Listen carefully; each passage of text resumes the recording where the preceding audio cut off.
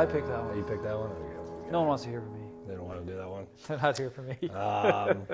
Imagine Congress adopted a one idea per member per year rule. What's the one idea you would introduce first? I mean, this is about. It should be. That should be for you. Yeah. Okay. Yeah, you answer that one. I'll answer that one. I think term limits have to be one of those things. People throw that out there like, oh, term limits, and they just mean it as a sort of throwaway. But I seriously mean it. The incentive for people to actually do right, rather than thinking about their own self-preservation and being reelected. First of all, as a member of the U.S. House of Representatives, it's only a 2-year term. Sure. Which I think you barely have time to get your office in order. Your office in order, and your phone set up and everything. By the time, unfortunately, they're already starting a next campaign for re-election, and that doesn't make a lot of sense to me. I think more like a 4-year term in order to establish yourself, understand how things get done, and then help to really move the needle on that would be helpful, and stop immediately focusing on your own re-election. Sure. And then second, I think limiting the number of terms that somebody can serve, if that's 2, if that's 3, so that the incentive really is to get things done and do the right thing, than necessarily standing in the way of progress and say, hey, look, I held up the opposite party's agenda, and that's enough to just keep getting reelected even though nothing's getting done. Doesn't make any sense to me.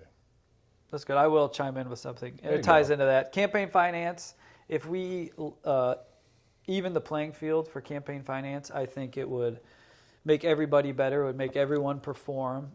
Many times you'll see that members of Congress are there because they're the best campaign fundraisers, or, and there's a lot of people that just don't raise money, but they would be great candidates. So it was kicked around some time ago where it was just like everybody got a base amount of cash from their political party and everybody had to play that.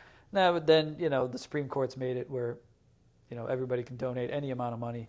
So it just makes it a mess. But I think if we, similar to term limits, if we did something with campaign finance, it would make it an even playing field, and it would give everybody that's actually good at the job a real shot at running. I think it should be the capacity for any everyday Ohioan to be able to run for office. Yeah. And when you do look at the makeup of our representatives, I mean, they are predominantly very wealthy, and in many cases out of touch with the needs of people. And yet they're the ones who are supposed to best serve the interests of everyday Americans. And then we're surprised when there's a big, beautiful bill that is completely skewed toward tax policies to the wealthiest 1% of Americans. Sure.